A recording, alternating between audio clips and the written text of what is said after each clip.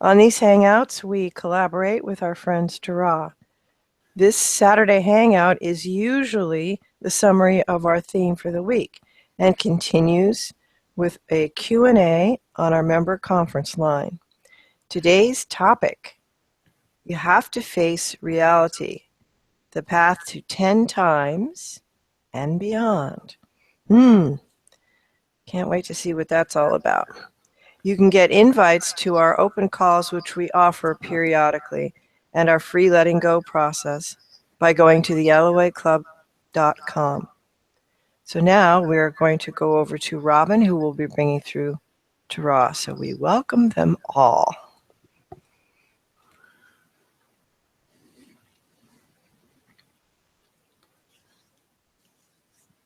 Welcome back to our discussions. There was a question our friend Mike asked last week on Tuesdays with Tara. He's dog-sitting Elmo for a friend, and Elmo's health has been diagnosed to be in decline, and transition in the near future seems inevitable. So we gave Mike some ideas on how to soothe himself and Elmo by choosing some better feeling thoughts. Now, as we head toward our 4-week money challenge in January, we want to set you up for success, and we're going to get a little outrageous here. We're going to ask you fairly and squarely to face the facts. We're going to ask you to face reality as you may never have chosen to face it before in your life. We watch as all of you get caught up in this game of life on earth, and you all do to some extent. It is, after all, a magnificent game you have created for yourself. As you month by month, day by day, and moment by moment construct your particular version of so-called reality, you attract onto your stage all those other players who are a mirror match to your expectations. This highly complex game of yours has millions of small subplots, and as you follow the twists and turns, you get so mesmerized by it that many of you start to see it as something external to you, external and beyond your control. And so this week we'll be winding our way back to the foundation of all things, to the reality that your thoughts create you and your world, and the Elmos that show up in it. We say, face the facts, and they are that there's nothing you cannot be, do, or have, and there's nothing you cannot change. And now let's go into this in more detail. Because of your choices, some of those players in your game are perhaps showing up as atheists. They choose to believe that there's nothing beyond what is physical. And they assume that if anything non-physical actually existed, they would be able to verify its existence by purely physical observation. Of course, challenging that assumption, there's this pesky thing called consciousness, the origin and mechanism of which defies physical explanation. So consciousness has to be consigned to the bucket labeled everything yet to be explained. But if you have faith in that bucket, this is at least a logical belief choice. Many make this choice. Some are happy with this choice.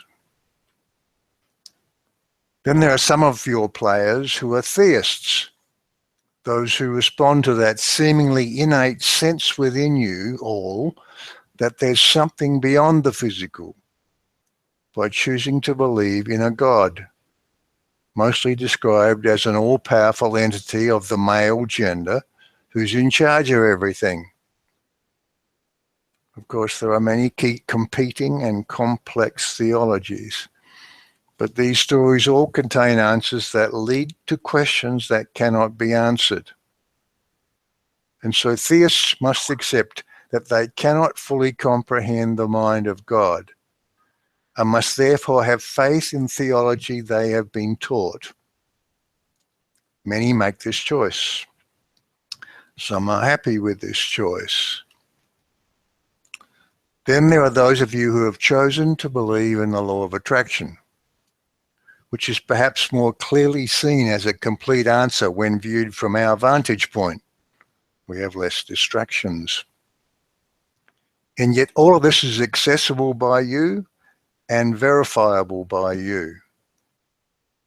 If you are among those who have recently discovered this community, we say, welcome. It's no accident you are here. We encourage you to take in some of the earlier chapters in our story here, wherein there is much detail about all of this. The law of attraction may seem radical at first, in that things may seem upside down from the way you're used to seeing them. But it's not complex. In fact, it's elegantly simple. And it's a framework that leaves no questions unanswered. It doesn't require faith in anything, and you don't have to suspend logic. Just briefly, here's the essence of it. You attract into your experience, unique to you, wanted or unwanted, moment by moment, that which you choose to believe and expect. That which you know, choose to believe, is impossible, will not exist in your world. What you believe is improbable will happen rarely. What's possible will happen sometimes. What's probable will usually happen, and your certainties will always happen. Like, for example, your sun will rise in the east. Here's what may take a little time to digest. If you can choose your world to be any way you want it to be, and you can, then so can others. And so if you are sharing one world, the law of attraction makes no sense at all. And so we come inevitably to the principle that the world is not out there at all, although it appears to be. It's all an inside job. It's like a movie playing in your mind. And into it you attract the versions of things and people that match those expectations of yours. They appear in your movie even as you, in different versions, appear in theirs. Your belief choices are the threads from which you weave your unique tapestry of expectations, and that tapestry becomes the screenplay for the movie. So for those of you here who are with us on this journey, there are two questions of significance. One, do I really believe it? And two, can I really change things? If you have doubts about whether this law of attraction stuff is really the way things work, we say remember that there is no right or wrong way to approach life. We say follow your heart. We say choose right now what feels good to you right now. Choose what makes your heart sing. And as a plug for our law of attraction model, we will simply observe that it is our knowing that as you strip away the details of any particular version of your story, you will arrive back at what is foundational about you, at that which is eternally, timelessly true for you. You will discover that which you are not at choice about, what we call the absolutes. You discover what reality really is. You discover that you are an awareness and always connected extension of the collective consciousness of Source. You discover that your choices create you and the matching context that surrounds you, and that new choices mean a new you and a new context.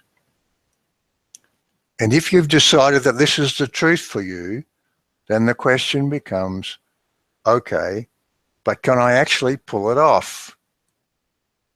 Can I change my thinking in such a way that I can change my reality? We, of course, say, yes, you can. And as a first step down that path, we recommend you face reality, the absolute reality of who you are, and loosen your grip on that so-called reality you've been clinging to.